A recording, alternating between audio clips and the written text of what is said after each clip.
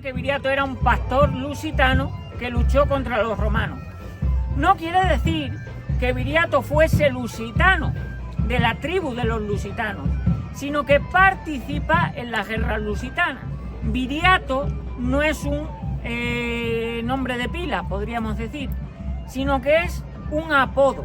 A ciencia cierta no sabemos dónde nace Viriato. Si Viriato participa en las guerras lusitanas, solo podía pertenecer a 3 tribus. Los lusitanos, que vivían en la zona que rodeaba Lisboa; Betón, que es la zona que nos ocupa y la más amplia dentro de la zona de Lusitania; o céltico. No confundir nunca celta con céltico. Los célticos eran un pueblo muy pequeñito que vivía en el sur de Portugal, y probablemente Viriato no perteneciese a ese pueblo. O sea que lo más seguro es que fuese o lusitano o betón. Pero la teoría de la mayoría de los historiadores es que fue betón. Roma quiere negociar y se da cuenta de que es imposible negociar con los pueblos lusitanos. Envían a Galba como pretor y Galba engaña a los lusitanos. Años más tarde, en torno al 146 a.C., comienza la verdadera guerra de Viriato contra los romanos. ¿Viriato era celta? Viriato no era celta. Como hemos dicho antes, los betones inicialmente vivían en poblados abiertos. Entonces, nuestro pueblo, Hijo de Santa Bárbara, su emplazamiento original estaba en una ladera con mucha visión hacia el sur, y es un emplazamiento típicamente betón. Los betones siempre construían o en cerros o en laderas. Nunca van a construir un poblado en zonas llanas.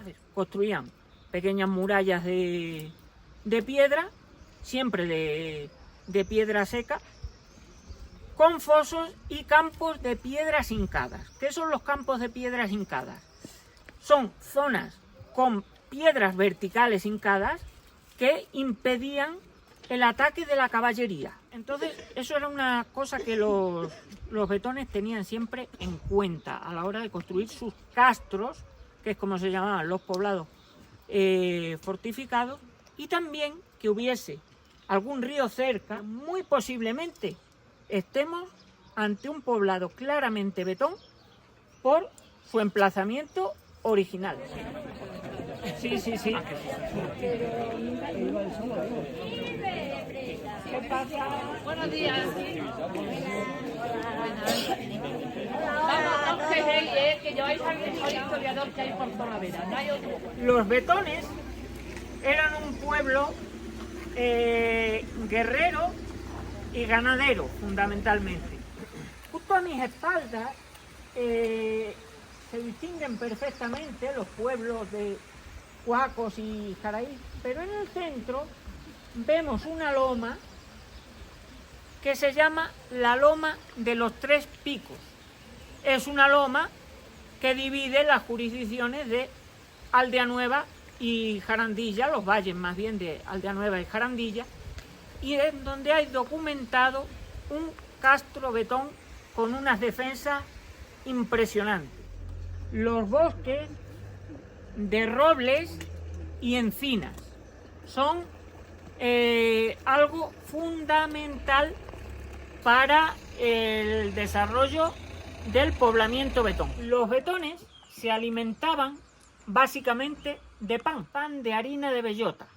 Esto nos lo dice Estrabón. Se sabe que los romanos, los pueblos prerromanos comían muy pocas proteínas de origen animal, muy poca carne, y muchísima proteína vegetal y muchísimo hidrato de carbono. También era un pueblo que tenía muy desarrollada la metalurgia. Sus armas ya eran armas de hierro.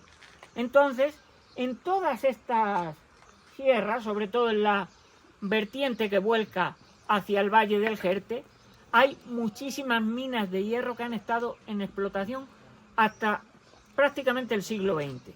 Hemos dicho que los betones eran un pueblo eminentemente ganadero o pastoril. Siempre hay grandes espacios cercados con muros altos de piedra seca que no estaban relacionados con viviendas, sino que estaban relacionados con la ganadería. Eran recintos para concentrar el ganado. Criaban una ganadería bastante diversificada, principalmente ovinos y caprinos. Se sabe también que criaban caballos, concretamente un tipo de caballo muy veloz, una raza que se conserva todavía, que es la raza Sorraya, que se conserva en Portugal y que están considerados los caballos más antiguos del mundo, junto con el caballo de retuertas de Doñana. Y criaban también vacas y cerdos. ¿Por qué es importante esto de las vacas y los cerdos?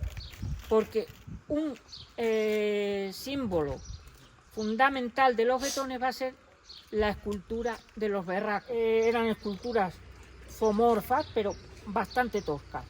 Pero donde encontremos un berraco es porque era territorio betón. Hay también fueron agricultores, lo que pasa que como una actividad complementaria. Los betones cultivaban principalmente cereales y leguminosas. Nos encontramos ahora mismo en una era que era el lugar donde se trillaba el cereal. La trilla, tal y como la hemos conocido hasta hace muy poquitos años, ya era conocida por los egipcios y aparecen numerosas pinturas de tumbas egipcias en recintos mínimamente llanos y circulares. Normalmente los mayores del pueblo, de generación en generación, nos han contado que Viriato nació en esta calle, que su casa estuvo en esta calle. Esto es muy difícil de asegurar. Viriato nació en esta calle, ¿pero dónde?